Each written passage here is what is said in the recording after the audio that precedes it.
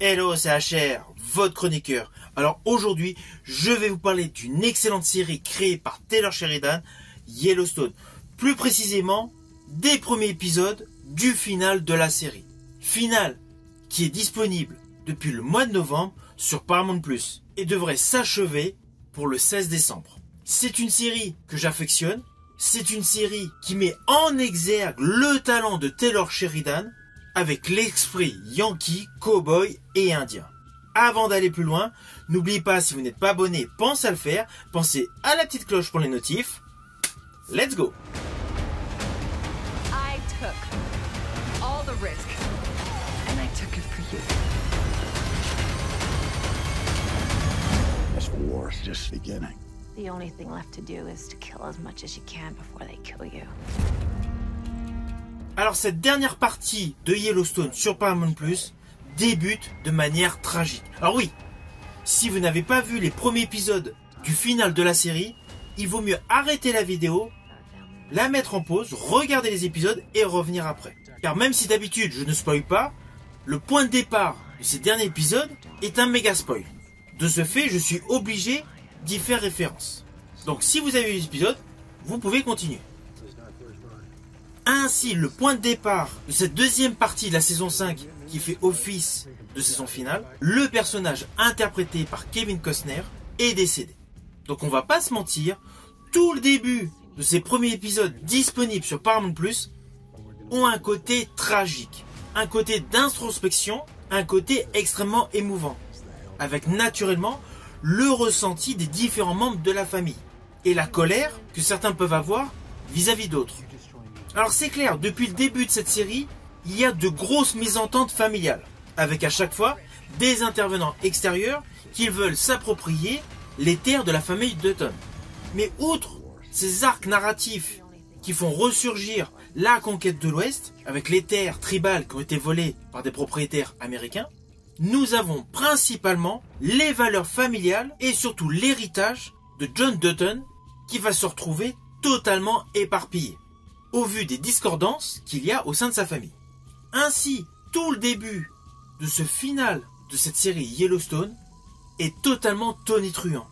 Il y a de l'émotion, il y a certes des moments d'action, un petit peu de rigolade. Je pense notamment au flashback présentant un bivouac à même la Terre avec comme compagnon des scorpions. Voilà, il y a des petits éléments comme ça pour détendre l'atmosphère, alléger les propos de cette histoire qui a un fond tragique, tout en restant naturellement dans le même style, dans le même registre que la série Yellowstone a depuis le début de sa création, c'est-à-dire en 2018.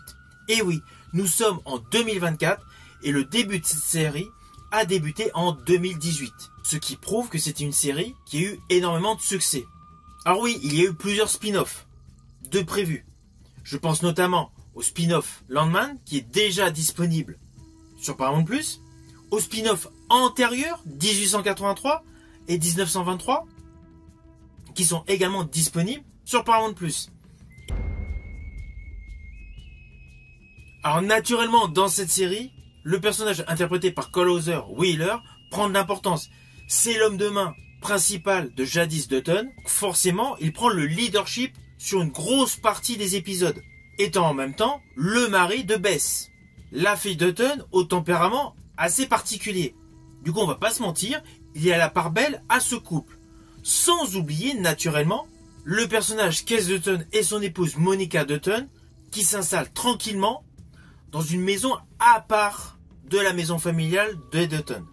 Ainsi, il y a d'un côté la reconstruction émotionnelle, psychologique et familiale du clan Dutton, mais il y a parallèlement les rapaces qui veulent s'approprier le ranch, avec notamment le soupçon qu'en fait, le personnage interprété par Kevin Costner a été assassiné. Voilà. Je n'irai pas plus loin concernant l'histoire, car naturellement, je préfère que vous le découvriez par vous-même, et surtout qu'on attend les derniers épisodes qui devraient être diffusés autour du 16 décembre. Mais sachez en tout cas que ce final de série est réellement dans l'émotion et sur les valeurs familiales. Alors perso, le fait que le personnage interprété par Kevin Costner ne soit plus là, c'est vraiment dommage. Alors oui, on sait très bien que sur le plan scénaristique, c'était une volonté, car Kevin Costner avait décidé de quitter la série pour tourner son épopée Far West Horizon. Mais outre le fait de ce postulat où il a quitté la série, où il y a une petite brouille avec Taylor Sheridan, in fine, c'est dommage que l'acteur qui a porté cette série depuis 2018 ne joue plus dans les derniers épisodes. Ça, naturellement, ce n'est que mon opinion. En tout cas, toute la distribution autour de Kevin Costner était excellente, donc forcément, malgré qu'il ne soit plus là, elle est toujours excellente, cette distribution, et Taylor Sheridan est un très bon faiseur d'histoire. Je vous dis à bientôt pour une prochaine vidéo.